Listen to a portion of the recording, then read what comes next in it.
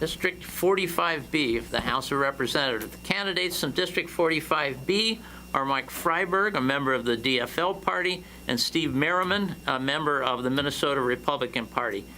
District 45B encompasses Robbinsdale, Southern Crystal, Precinct 1 in New Hope, and the northern half of Golden Valley. The timekeeper will assist you by indicating how much time remains and when you are to stop. Can you see them there in the front row? Sure. All right. We drew lots, and so we'll now begin with the opening statements of 2 minutes, and according to the drawing of the lots, the first candidate to speak will be Steve Merriman. You have 2 minutes. Oh. My name is Steve Merriman. I'm the Republican candidate for House 45B, and I want to thank the League of Women Voters for putting this forum on. I'm running because I want voters to have a choice in this election. I believe that lower taxes are the key to growth in this state. And Move your microphone closer. Sorry. How's that? That's great. Too tall, sorry. That's okay. I'm running because I want the voters to have a choice in this election. I believe that lower taxes are key to economic growth in this state. I support the current District 281 referendum. I met with the superintendent of the schools here last Saturday. I will support K through 12 education and the University of Minnesota. My sister-in-law is a special education instructor in the New Ulm area, and she teaches birth through 7 years old, and pre-K is important too. I will work to address environmental issues at the legislature. I will respect life and will not support measures that will cause life to end unnaturally. I've been a resident of Golden Valley for 37 years. I'm a graduate of the University of Minnesota. Have served as a naval officer and I'm a Vietnam veteran. I'm a registered professional engineer in Minnesota and have recently retired from Great River Energy. As a Vietnam veteran, I have a special concern for veteran homelessness and would like to work on homelessness in general. There are over 1,500 people in homeless shelters in Hennepin County daily, and a quarter of these, unfortunately, are children. All right, thank you. We'll now hear from Mike Freiberg. Yeah, thank you. Thank you to the League of Women Voters for sponsoring this debate. Thank you, Steve, for running a civil campaign as well as for your service to the country, serving in the Navy in Vietnam. I appreciate your service. I know we all do. I've represented all or parts of Crystal, Golden Valley, New Hope, and Robbinsdale in the Minnesota House since 2013. I serve on the Legacy Committee, the Rules Committee, the Health Policy Committee, and the Government Operations Committee. My background is as an attorney working in public health, so the Health Committee is a good fit for me. I also spent 9 years on City Council, so government operations, where we deal with lots of issues related to local government, is also a good fit. I grew up in this community. I am a Robbinsdale schools parent. Both of my kids attend Robbinsdale Spanish Immersion School, and like Steve, I am also a very strong supporter of the school referendum. I think we all need to vote yes for 281. When I go door to door, I often carry yes 281 literature with me as well. I'm sure there will be questions in this debate about the legislative session. I won't lie, it was a frustrating session.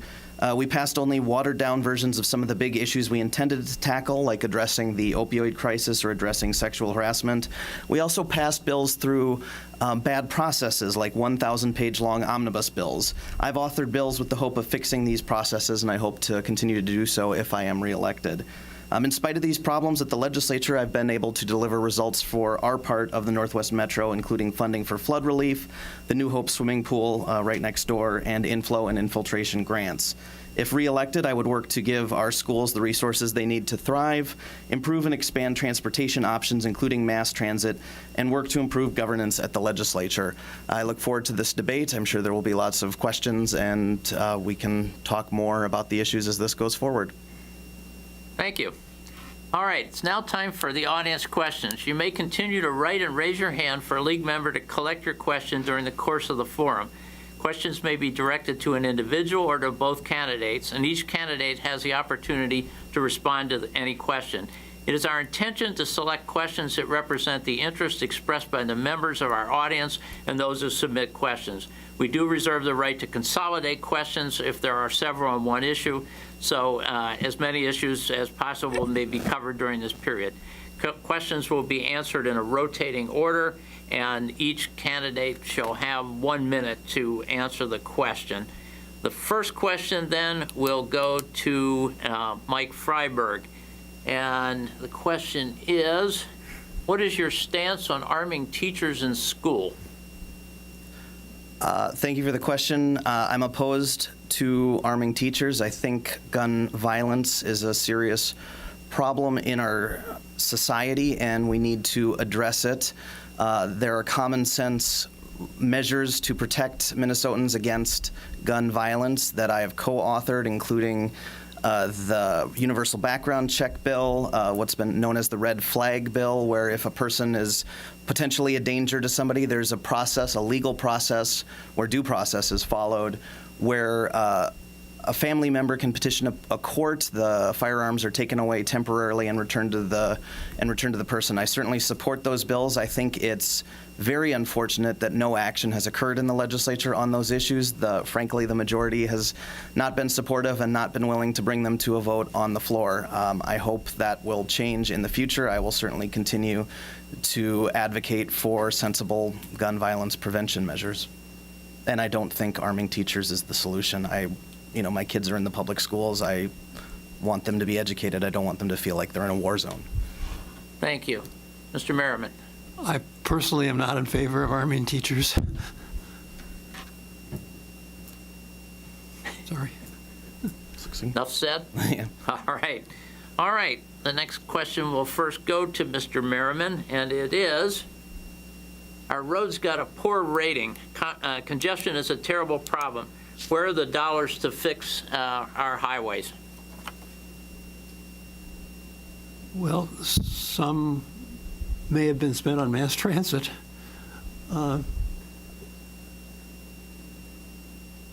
think we should allocate more in our construction budget for road construction and alleviate many of the problems we're having today in this city and state. Our roads are just too congested during the rush hour.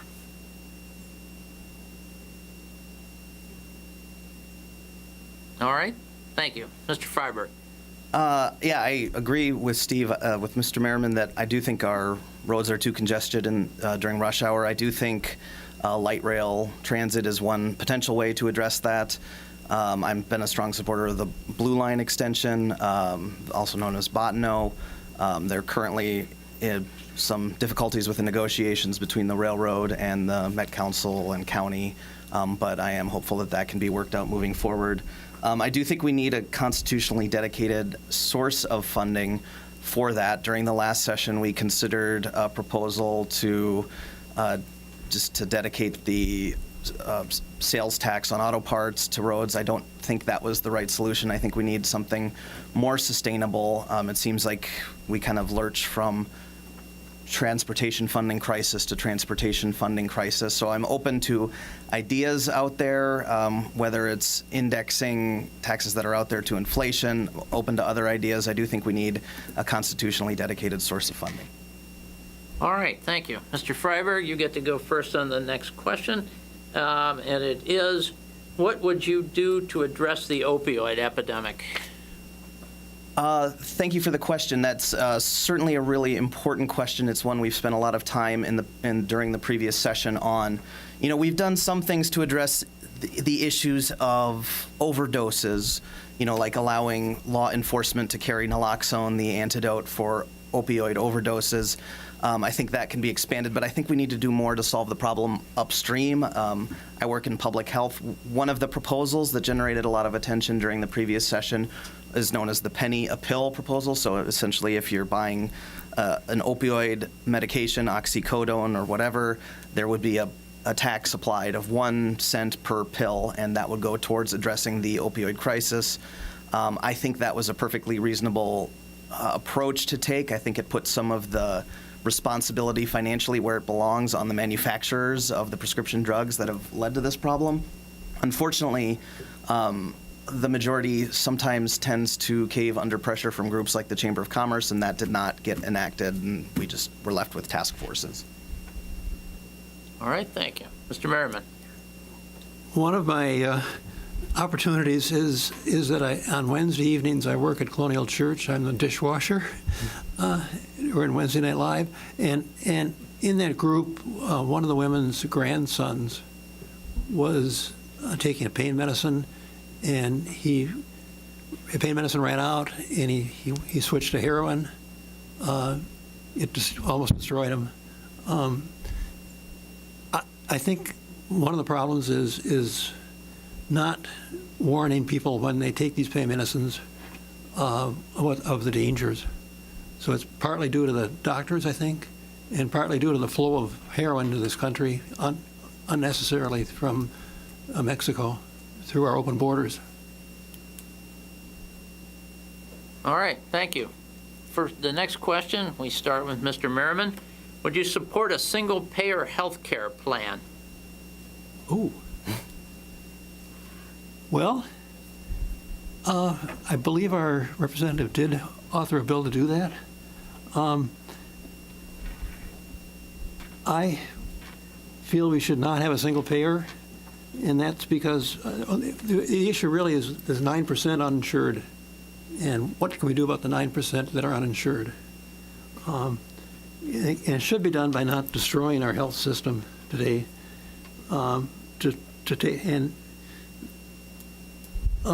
Single payer, I think, is going to be a disaster. It would increase taxes. It would sales and property taxes. The tax burden would be over $15 billion additional a year. Income and sales taxes could double, and we're currently one of the top tax states in the country, and top 4, and it would push us to the top, and people would not come here on new jobs. Retirees would leave, and I'm not in favor. Okay. Mr. Freiberg. Thank you for the question. I have and do support a single-payer approach. I'm open to other ideas that might be heavy lift politically. I think one of the more potentially feasible approaches is the Minnesota Care buy-in. We've had this Minnesota Care program for a long time. In Minnesota, it's been effective. It's been cost-effective. I think some of the approaches that have been taken are those by the legislature, not approaches that I've supported. Those have been very costly. We passed this reinsurance program last year that cost $500 billion, and I don't think that's a sustainable approach to keeping the cost of health care down in the long run. I think that will do serious damage to the state budget. We need to protect people with pre-existing conditions. There have been proposals voted on the floor to basically allow health insurance companies to sell junk plans. I don't support that. I agree that we need to, with Steve, that we need to do something to address people who are still uninsured, and I think there are things we can do. Thank you. All right, Mr. Freiberg, you get the next question. This one's closer to home. Robbinsdale School District has proposed a levy increase due to the inadequate state funding and has not kept pace with inflation. First of all, is that a true claim, and why is the state underfunding education? Thank you for the question. I would say that is a true claim. I don't feel like the legislature has sufficiently prioritized education, particularly in the last 4 years. In the 2013-2014 session, we did pass all-day kindergarten. That was something I strongly supported. I've personally benefited from it myself. My daughter was in kindergarten, one of the first years that we had universal voluntary all-day kindergarten. My son is in kindergarten right now. I strongly support the Yes 281 campaign, but I don't think it should be up to school districts to make up the loss from the state. I think there are programs that are extremely expensive, like special education, the cross subsidy, that I think the state needs to do a better job of funding. I certainly prioritize education every time I can, and I think the state needs to do more. The Constitution of the state of Minnesota requires a uniform system of education, and frankly, I don't think we've been living up to that. Thank you. Mr. Merriman. I personally support the 281 referendum. I met with the superintendent last Saturday. I think that the referendum will be good for the school district. I really can't speak on why we're underfunded by the legislature. I don't have that knowledge. Sorry. All right, thank you. All right, Mr. Merriman, here's the question. It's recently come to our attention that the state of Minnesota has outmoded regulations regarding the placement of wind turbines for wind farms. Would you be willing to look into this problem with legislation? Well, I am a professional engineer. My last position was at Great River Energy, and if you'll go up the 169 and then turn left, you'll see our wind turbine. Wind turbines are great. Wind turbines need to be positioned where there is wind. Buffalo Ridge is one place, and that's why a transmission line was built between that area and Minneapolis and the Twin Cities.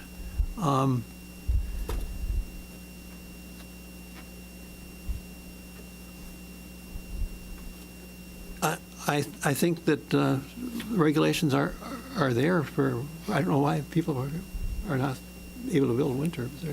It's doable. All right, Mr. Freiberg. Thanks. I do feel like we need to invest in wind energy. I know wind power currently provides about 18% of our electricity, and there's no cheaper form of electricity generation in the country than new wind installations. I mean, if the regulations are outmoded, I would certainly be willing to look at them and support legislation to improve it, because I think we need more wind power. All right, thank you. All right, Mr. Freiberg, question. Do you support funding the largest provider of women's health services, Planned Parenthood? Yes. I think they provide, obviously they get a lot of attention for the reproductive care that they provide, but they provide a lot of other services to women as well. I think they're a really important healthcare provider for women around the country, and I think they need to be supported as any other healthcare provider would be. All right, thank you. Mr. Merriman. I would prefer not to support Planned Parenthood. They're one of the largest providers of abortion in this country.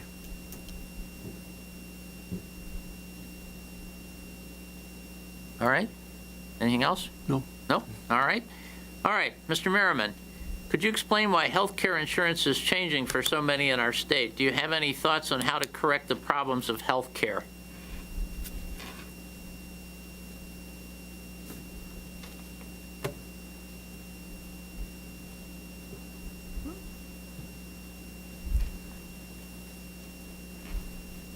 No, I don't. Sorry. All right. Mr. Freiberg. Could you repeat the question? Actually? Sure, fair enough. Could you explain why health care insurance is changing for so many in our state? Do you have any thoughts on how to correct the problems of health care? I'm assuming in the changes they're talking about the health care advantage plans that are changing under Medicare? Yeah, or the Affordable Care Act, potentially. I mean, I do think, the Affordable Care Act has done a good job of, improving the healthcare insurance rate in Minnesota. There's still a ways to go, as Steve and I have both acknowledged. I don't think the approach of reinsurance, which is kind of what was done in the last legislative session, is sustainable. It was basically a $500 million giveaway to insurance companies without, I think, enough safeguards to make sure that those those savings are being passed on to consumers. I think that's one issue. I think making sure there is sufficient coverage for people out there is another. There have been proposals to weaken the requirements that people with pre-existing conditions be allowed to have coverage. They would allow essentially junk plans to be sold. If I saw a plan out there for a disorder I don't have or nobody in my family has, and it was a lot cheaper, I might buy it, but then somebody might develop that and cause a problem. So I think that needs to stay in there. All right, thank you. All right, Mr. Freiberg, this question is for you first. Political discourse has become vicious, although I point out not tonight. The money spent in Minnesota and the rest of the country just grows and grows. What would be your response to attack speech on all of the media? Sorry, there was a lot there. I'm concerned when anyone makes attacks against the media. I think the media fulfills a very important role and shouldn't be threatened. I think we're very lucky to live in a country where freedom of the press is constitutionally permitted. There was also a portion in there about just the level of political discourse. I try to run positive campaigns. I think I've done okay at that. Steve has done that, and I appreciate that. There are some pieces of legislation I've worked with Republicans on, and actually there is a civility caucus. I've gone to a couple of their lunches, and they suggested that we get to know one of our colleagues across the aisle. My wife and I went out to dinner with one of my colleagues who is an extremely conservative member of the Republican caucus. So, I certainly do what I can to try to improve the level of political discourse because it is, frankly, troubling sometimes right now. Thank you. Mr. Merriman. Well, I think there are some people that criticize the media.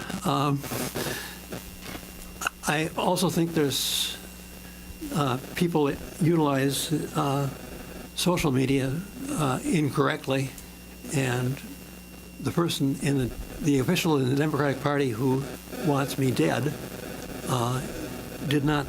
I'm upset about that. William Davis, the DFL Deputy Communications Director, called for my death the day after the election, and I think that's very repulsive. And I hope that our current legislator opposes that. Can I respond? Sure, and then I'll give Mr. Merriman a chance to respond. I oppose that, and I'm very glad you're here with me, and we'll just leave it at that. All right, and we'll assume Mr. Merriman is glad to be here, too. So, all right, thank you. All right, Mr. Merriman, homelessness was mentioned as an issue of great concern. What should the legislature do to address this problem in our communities? Well, I would like to see them assist homeless shelters, make homeless people, make accommodations available for homeless people to live in. And so we've got to do something about these 1,500 people that are currently homeless every day in Hennepin County. And of that 400 people, 400 of those people are children, which is not good. Thank you. Mr. Freiberg? Thank you. We have one approach we've been taking recently to address the issue of housing at the legislature is through the bonding bill.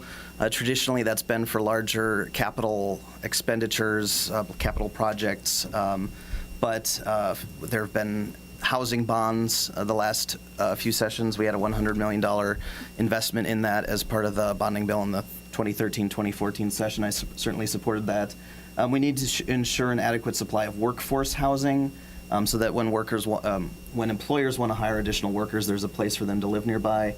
We need to invest in affordable housing so that Minnesotans, whether they're renting or purchasing a home, are not facing monthly housing costs that are, I think 30% of their income is the number that's often mentioned, so it should be below that. But I agree, it's an issue we need to address. All right, thank you. This next question is a little lengthy, so I'll try to read it slowly here, and if you need me to reread parts of it, let me know. Many healthcare reform proposals keep HMOs involved in the doctor-patient relationship. The proposed buy-in to Minnesota Care keeps HMOs involved. Minnesota Care currently involves HMOs regulating the doctor-patient relationship. So, question is, do you favor patients in Minnesota Care and medical assistance continuing to be governed by the HMOs, or would you prefer to have no HMOs intervening between the patients and the physicians? Who's first? Okay, thank you. I get to go first on the long one. I do think there's a role for HMOs to play. There have been proposals in the legislature to allow for-profit healthcare organizations to operate in Minnesota. I'm not supportive of that. We do have a unique system in Minnesota where we have nonprofit healthcare providers.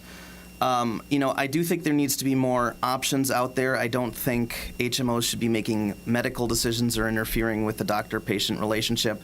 I think having a public option out there is a good thing.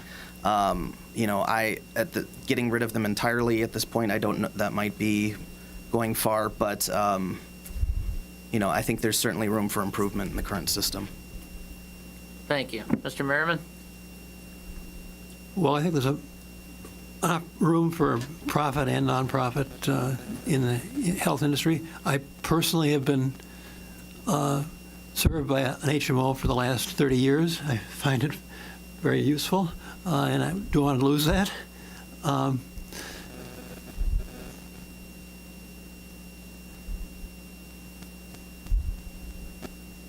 right.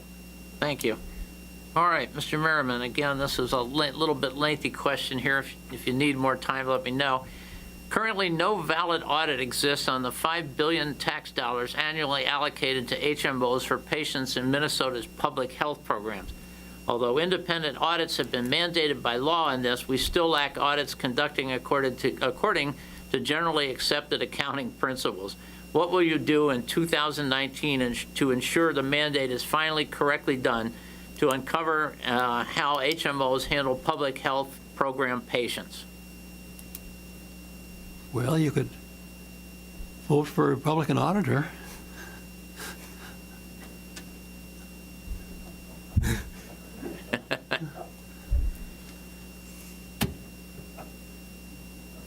All right, Mr. Freiberg? Thank you. I mean, I think more accountability can never hurt. So if the auditing that's going on is insufficient, I would certainly be willing to look at proposals to expand it. All right, Mr. Freiberg, you get the next question. Why are we supporting taxpayers' dollars with the building of stadiums who employ athletes with million-dollar homes while we are still in talks about creating housing for folks who have no home and limited to zero incomes? I wasn't in the legislature certainly when the Twins or Vikings stadiums were built. I don't believe I would have been supportive of those if I had been there. Generally, I just have a hard time intellectually justifying spending money, kind of like the person who wrote that question, apparently, but I have a hard time intellectually justifying spending money on things like stadiums, which I think are luxury items, when our basic needs, the basic things that government should provide, like education and transportation and healthcare access, aren't being sufficiently covered. All right, thank you. Mr. Merriman? Well, I think stadiums do bring in revenue. Look at the Super Bowl that was held here. I think that the reason why the soccer stadium was built, I think, it was an agreement, a general stadium agreement that was made before, long before that stadium was built. Otherwise, All right.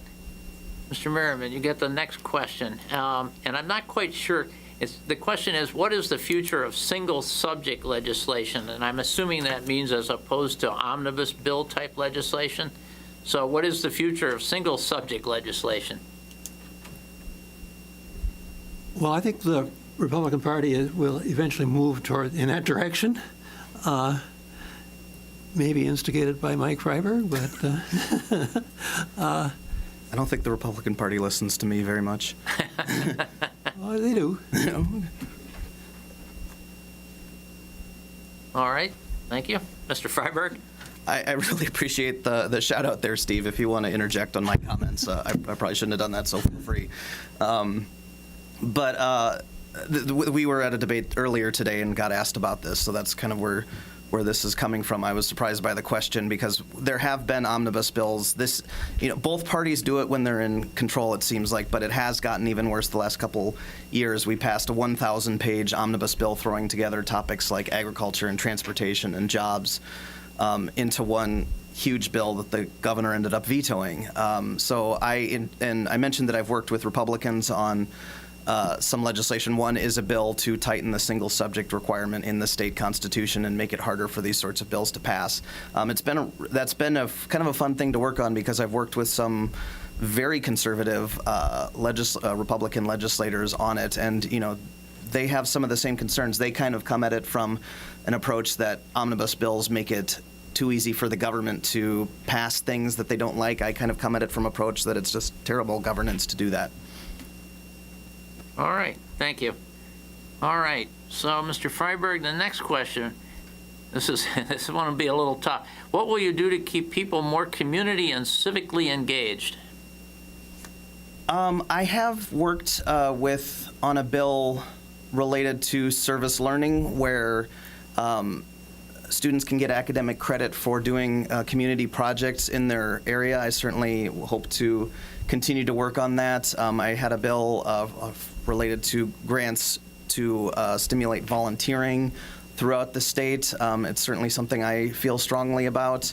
I do feel like, especially with the somewhat toxic political climate right now, anything we can do to get people and young people involved in the community is a worthwhile goal, and makes them learn that there's value to being involved in the community. And when adults are behaving badly in a political setting, it doesn't need to be that way. Mr. Merriman. Well, I recall my son was a Boy Scout and worked to become an Eagle Scout. And one of the service projects that he did was for his community. All right. We're pretty much out of questions at this point. The last question, I think, has already been asked. It's why does the state not provide the dollars in sufficient amount for our schools, requiring them to go to citizens for additional money? But I think we've answered. I think we discussed that. Do either one of you want to add anything on that? No. Okay. Any other questions? So you could just finish up. All right. We've now reached the final segment of the forum, when each candidate has 1 minute. Well, let's give them 2 minutes to give a closing argument. We'll begin in reverse order from the opening statements, and that means we begin with Mr. Freiberg. Thank you again to the League of Women Voters for hosting this debate. Thank you for everyone in the audience who showed up. I think that's a great way to be civically involved, and for everyone who's watching the video replay, which I know will be happening. It's been an honor to represent the community I grew up in for the last 6 years in the legislature. I feel like I've accomplished a lot during that time. We've created all-day kindergarten, we froze college tuition, we created marriage equality, we raised the minimum wage. The last session, I don't feel like we did quite as many amazing things like that, but I still have been able to deliver results for our district during the last 4 years. I'll be happy to stay around if you have any questions after the debate, but I hope you'll consider supporting me in my re-election campaign. Election day is November 6th, but you can vote early, either in person or by mail, and I know the League of Women Voters does a great job of letting people know what to do. I know, if you're a New Hope resident, where we are now, you can come right to City Hall and cast your ballot in person. So thank you again for hosting this. Thank you for everyone who's here. Thank you, Steve, for running a cordial campaign. All right. Mr. Merriman, closing. Many thanks to the League of Women Voters, Crystal, New Hope, and East Plymouth for holding this candidate forum. And thanks to Chef Jeff for coming. I promise when elected to listen to the voters of Minnesota House District 45B and support legislation that enhances education for our youth, strengthens our economy, keeps taxes low, protects life, and makes Minnesota a great place to live and work. As a Vietnam veteran, I hope to find housing solutions for homeless veterans and the other 1,500 homeless people in Hennepin County. I would appreciate your vote on November 6th. Thank you. You've now heard from the candidates for State House of Representatives, District 45B. We want to thank the candidates and audience members for their part in the forum. So let's give a big hand for all the candidates who've done their part tonight. And a reminder, your part is coming up. So remember to vote on Tuesday, November the 6th. Okay. Most of the people just have said exactly what I was going to say. So I'm going to thank the candidates and our moderator, Bill Johnson, for participating in this forum. And they've already told you when the election is, November 6th, from 7 a.m. to 8 a.m. And if you're not a registered voter, you have until midnight tonight to register online. And online registration information is on our table back there. All right, and if you're not a registered voter, you also can register at the polls. If you've been a resident of the state for at least 20 days before the election, have a valid Minnesota driver's license, learner's permit, or Minnesota identification card, or receipt of any of these showing your correct address in the precinct. You may also register accompanied by a registered voter in the precinct who will take an oath along with the election judge that you qualify to vote in that precinct. And if a member of the audience or our cable TV audience feels an issue has not been adequately addressed, the League of Women Voters urges you to contact the candidates directly. Campaign literature is provided by the candidates outside on the table in the hallway. The League of Women Voters encourages informed and active participation in government, works to increase understanding of major public policy issues, and influences public policy through education and advocacy.